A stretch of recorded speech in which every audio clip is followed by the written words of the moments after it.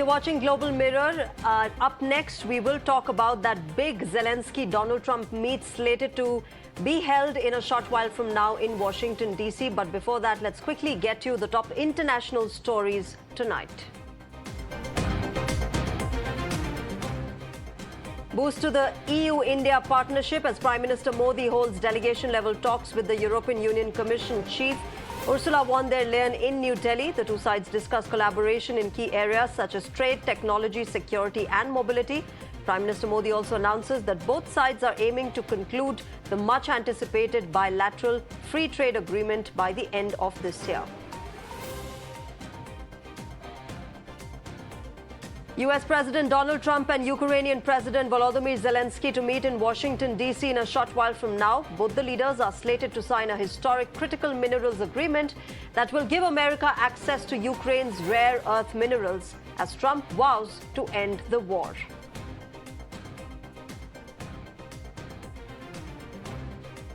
UK Prime Minister Keir Starmer meets with US President Donald Trump during his first visit to the White House. The discussion largely focused on the ongoing Russia-Ukraine war after Trump's peace plan instead of sending more aid to Ukraine for the war.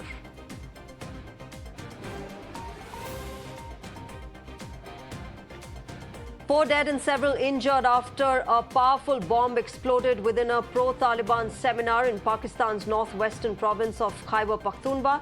Police officials are currently investigating the matter and no group has immediately claimed responsibility for the attack. Mega protest erupts in Athens after hundreds of thousands of people rallied across Greece to demand justice on the second anniversary of the country's deadliest ever train crash. The protest turned violent when a group of youths hurled petrol bombs at police and tried to storm the barricades in front of the parliament. At least 40 Uyghur men detained in Thailand have been deported to China by the authorities. The deported men were part of a group of nearly 350 Uyghurs who had fled alleged persecution in Xinjiang in 2014. Deportation comes after Thai Prime Minister Paetongtarn Shinawatra met with Chinese leader Xi Jinping.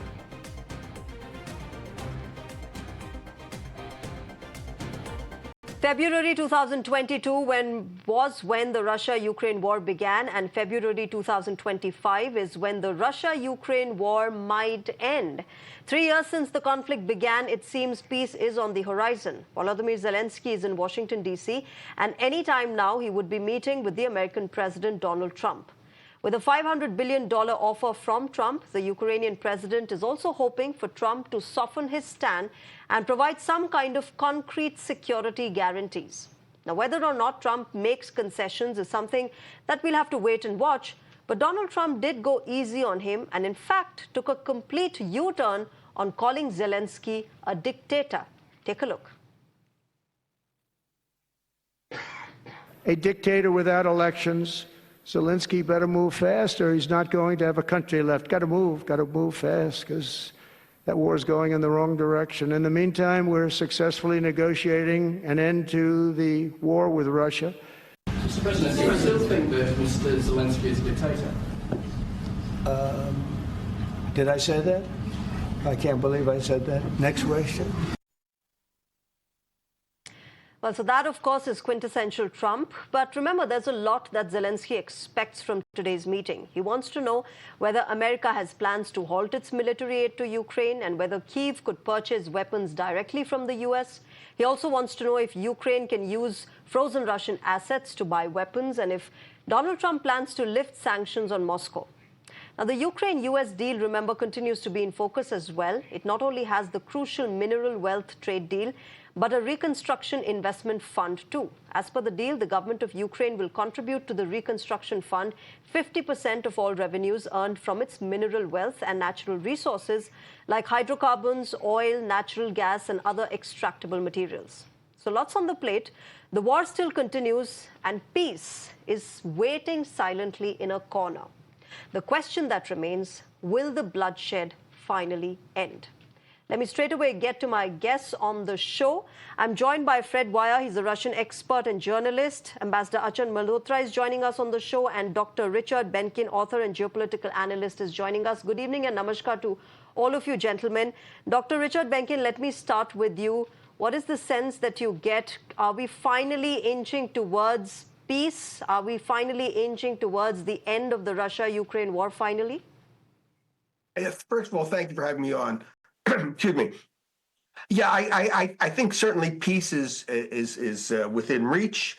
Both parties, according to President Trump, want to have peace. Both parties actually have been devastated by this. We're certainly, besides the physical devastation in Ukraine and to a far lesser extent in Russia, we've seen a tremendous loss of life. Both countries had, before the war, been in serious trouble in terms of their demographic curve, in terms of what their population is going to be like. Well, they've just lost, each country has lost hundreds of thousands of young men in particular, who would have been bearing children to help shore up that demographic decline they're having. So I think there's a real desire on the part of both countries to have some sort of peace. Obviously, the devil's in the detail. But I think the other thing that we cannot ignore is what we're watching here is part of a serious reorientation of U.S. foreign policy, one in which there's more. First of all, there's more of a look towards Asia and to India in particular than there was to Europe. Europe, I think, has less gravitas in the equation. Secondly, it's already kind of simplistic to talk about Donald Trump being transactional, but the fact is we're also seeing a U.S. foreign policy that asks, what are we going to get for this? How does it help the American people? What are we going to get in return? And that's a factor that's a factor that has not always been present in these negotiations. Okay. But I've always questioned why Donald Trump is called transactional because, well, international relations was never about charity. It's always been transactional. Perhaps the intensity is more and he's unabashed about it. That's why he seems more transactional. But Fred, where to you, let me understand from you how Russia sees this, the fact that US and Russia voted together at the United Nations, the fact that Donald Trump is directly speaking with Russia leaves a lot less room for Ukraine to actually negotiate its own demands of what it wants with the peace plan. Well, this turnabout of American policy in the past couple of weeks has been momentous. I think heads in Moscow here, where I am, are spinning. Not everybody has much idea of what is happening, where it's headed.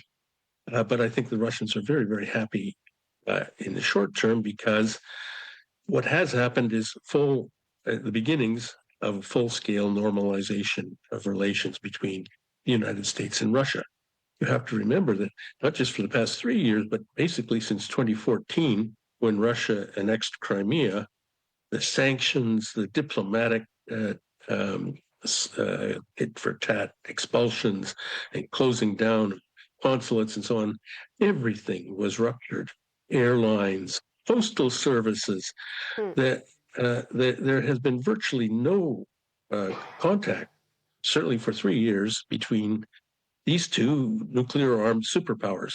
So for the Russians, this is a huge win.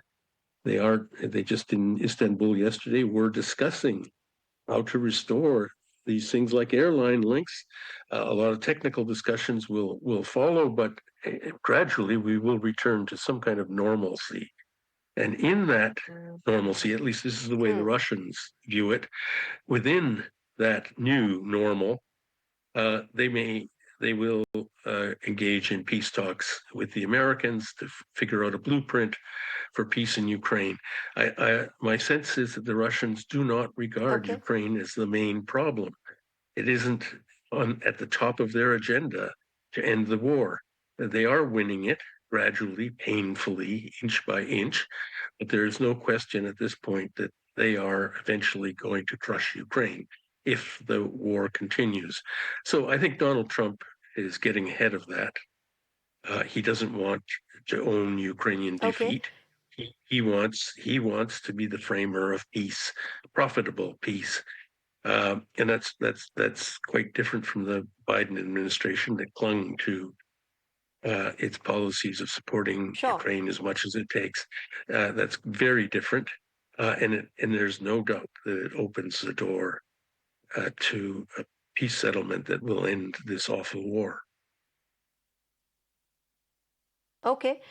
Yes, it is certainly a clear departure, but Ambassador Achal Malhotra, come in on this. What seems to be a clear departure also is how Donald Trump called Zelensky a dictator first, and yesterday at that press conference, he completely denied the fact. A rather, softening of stance perhaps before he's meeting Volodymyr Zelensky. And with this sort of stance, do you think he's also going to perhaps soften his stance on the concrete security guarantees that Volodymyr Zelensky expects from America at this point? Well, I think when he first called him dictator, it was in a different context. Circumstances were slightly different. He was acting as a bully. Even before he was sworn in, or immediately after he was sworn in, he has been trying to bully everybody. He has been threatening BRICS with 150% tariffs, Europe with 25% tariffs, asking Canada to become 51st state of the United States of America, wants to buy Greenland, wants Gaza Strip to be developed as, Riviera, so on and so forth. But here now, Zelensky being there, he's taking a U-turn. Doesn't surprise me, because here Zelensky, he has achieved what he wanted to achieve from Zelensky. He has got him over. He has made Zelensky realize that you are nobody. If I have decided the war has to stop, if Russia is willing to stop the war will stop. Whatever be the reason, both Putin and Trump, they have their own reasons to stop the war. And we can discuss those reasons also. It's again business there, primarily economic reasons. So Zelensky, he got him. He's getting, in all probability, a deal, the critical minerals deal, to on the terms probably he has put forward. I mean, Trump has put forward. So I think it's understandable that he won't embarrass at a press conference in the presence of Zelensky and call him dictator anymore. So let's not read too much into it. And but coming to the core issues, we still don't know. I don't think whether he will go back on his stated, his statement that he will not send Americans, soldiers, on the Ukrainian soil. Yeah. And actually, it brings me to asking a pertinent question: why have we created the United Nations? United Nations has a peacekeeping missions, peacekeeping forces. If somebody has to be on the Ukrainian soil, why not UN peacekeeping forces? And by the way, they have done a good job in many parts of the world. And this is one area where UN has something to take credit of.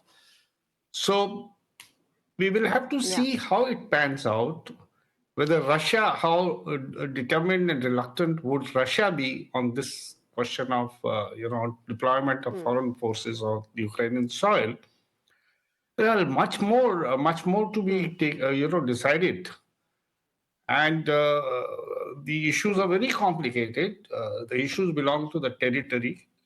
I mean, the territory which has already been occupied by Russia. And what Russia has done, as we all know, he has conducted those so-called referendum. And technically, they are all part of the Russian Federation now. So what happens to those territories? Then this issue of deployment of foreign forces, then whether, I think you make an interesting point, Ambassador Malhotra. The fact that why can't UN peacekeeping forces be on the ground, extremely important. The fact that, at this time and era, we've also had conversations on the redundancy of the United Nations, and therefore at least peacekeeping forces are something where they can take credit for doing the good work. But let me also get in, Dr. Benkin, your view on this. Of course, territories is something that remains a crucial point in today's meeting. In fact, Pete Hegseth in Trump administration had made it clear a few days back that Ukraine should forget about the pre-2014 territories while making this peace plan, while signing up for this peace plan. What do you expect in that? What do you expect as far as Zelensky negotiating the territorial, question is concerned, as far as American troops, of course, is something that Donald Trump wouldn't want to send to Ukraine. But as far as territory is concerned, do you think that is going to be one point of tussle there in today's meeting? Obviously, it's going to be something that's going to take some working out, some negotiation. Ukraine, Russia, they both have the red lines. They're not going to go beyond that. Trump's going to try and find that sweet spot that's going to allow both of those people to, both Putin and Zelensky, to sign that piece of paper and claim some sort of victory. I do want to make one comment, though, about that. Well, first about the territories. Actually, my doctoral dissertation was about that part of the world. And I've done a lot of. I know that part of the world really, really well. I know the history really well, and who controls those territories that has been so fluid over the centuries. At one point it's Russia, another point it's Ukraine, another point it's Poland, et cetera, et cetera. So I think this is really more a matter of power, of politics, of sovereignty, things like that, and not a matter of who's justifiably entitled to certain territories. Second, I do want to make one comment about the UN peacekeeping issue. Actually, I would have to take issue, I think, in many respects, in many areas, UN peacekeepers have done an abysmal job. I mean, the Middle East is a poster child for that. Basically, when they were told to get out, they got out. It's been discovered how they were complicit in allowing Hezbollah to rearm southern Lebanon and actually watched how it happened. So, and in addition to that, the UN is not very popular in the United States right now. I hardly think that President Trump would want to boost the UN by giving it a role in all of this. I think marginalizing the UN and recognizing it for the organization it is today is something that's far more in the interests of President Trump and the United States. In addition, he's already gotten soft commitments, soft to hard commitments, we don't know how hard they are, from France, the United Kingdom, and no doubt other European countries. They're going to send peacekeepers. As far as U.S. troops, they won't be there. But with this mineral deal, there are going to be Americans there, and their presence is going to be a real deterrent against against Russia and Putin coming in again and putting those Americans in danger. Sure. Okay. Ambassador Malhotra, I also want to talk about this mineral deal that is going to be signed today between Ukraine and America, this intergovernmental agreement that they finalized. And it's interesting because, the U.S. has some critical minerals listed. 22 of them are found in Ukraine.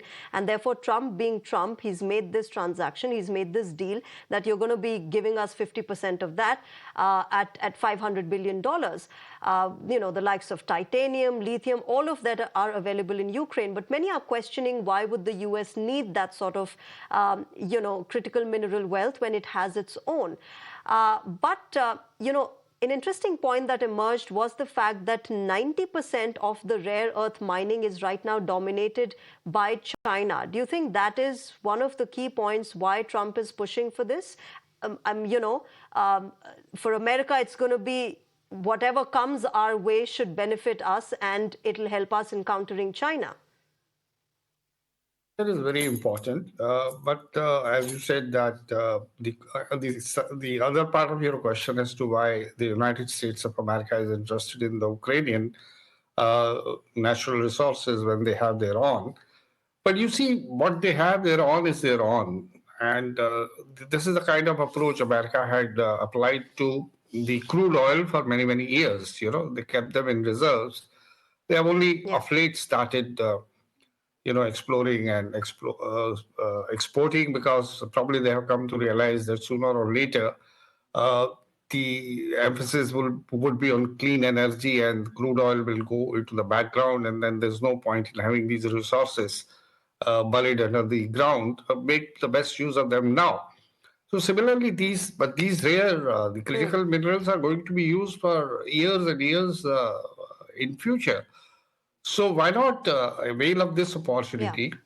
And it has it's again a deal, because he'll be using them to offset the expenditure which America has incurred during the war by way of supplying weapons and other assistance.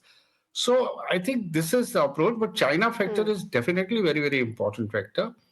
And in fact, everybody, when most of the people were stunned when he said, "I want to buy Greenland." The actual serious reason for behind that is also again China's growing influence in that part of the world. Yeah. So China factor will always remain there. It is there, and before China gets into deeply entrenched into this area, the Trump would like to ensure that this doesn't happen. Over to you, Shreya. Okay. Okay. Fred Weir, it's interesting how Donald Trump has been talking about ending the war and marching towards peace. But while on one hand, he's talking to Russia directly and holding those negotiations to end the war, on the other hand, there was a question that was asked to him at a press conference recently as to what will Ukraine get in return of this mineral wealth deal. And his answer was they're going to get military aid, $350 billion of military aid to Ukraine.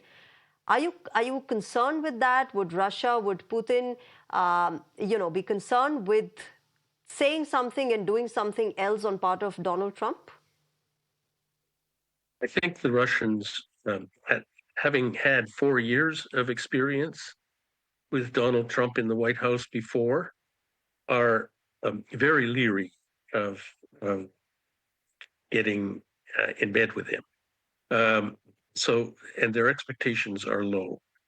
I have to say that the mood in Moscow really is that they will continue the war for as long as it takes to get what they want. If Trump comes up with some All right, Fred, give me a moment. I'll come back to you. Yeah. I just want to tell our viewers that those are live visuals coming out of Washington, D.C. There you can see that big moment where Donald Trump has met with Volodymyr Zelensky, the Ukrainian president, that meeting happening, Donald Trump coming outside to welcoming him.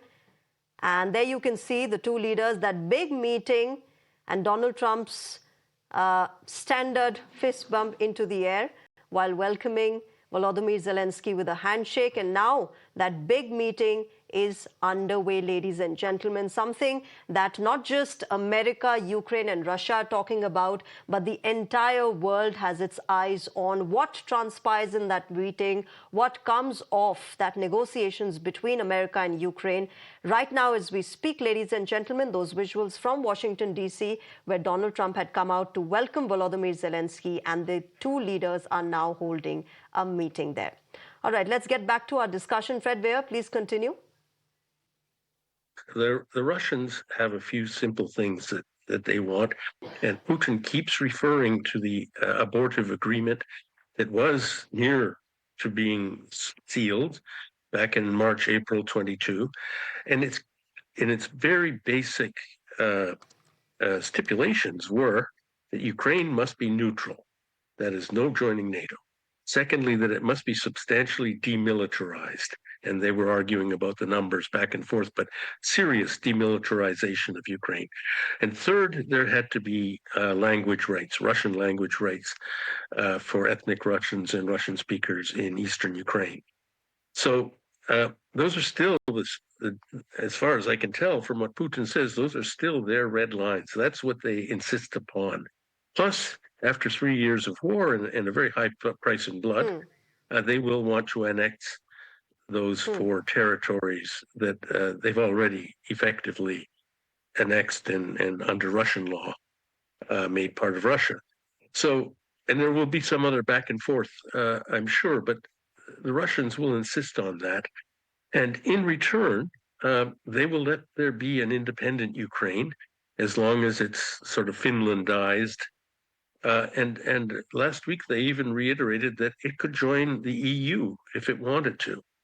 So the Russians have some kind of long-term plan, which doesn't involve occupying Ukraine or restoring the Soviet Union or anything. It's sort of a neo-colonial setup, I guess, where Ukraine is nominally independent, but part of the Russian sphere of influence. And nothing else matters if Trump and Putin agree on this. If those two get on the same page and say, okay, this is how it will be pointless for Zelensky or the Europeans to oppose it. So let's just wait and see how it plays out. I personally have no idea what Trump is up to. Really, I don't. Well, not just you. I think all of us never have any idea what Donald Trump is up to, and that's what quintessential Donald Trump is. And we've all experienced that. But as you said, we'll have to wait and watch how this really goes forward. That meeting underway right now. What's also interesting is that a few days back, Vladimir Putin in an interview had said that we are inviting foreign investors to come and invest in the new territories. So we'll really have to wait and watch how this goes forward. But thank you very much to all of you gentlemen, Ambassador Achal Malhotra, Fred Weyer and Dr. Richard Benkin for joining us and sharing your perspective. With that, ladies and gentlemen, it's a wrap on this broadcast. That big meeting between Donald Trump and Volodymyr Zelensky continues right now. We'll keep getting you the latest on that. Thank you very much for joining us at the moment. Up next is Neha Koshi with Beyond the Headline.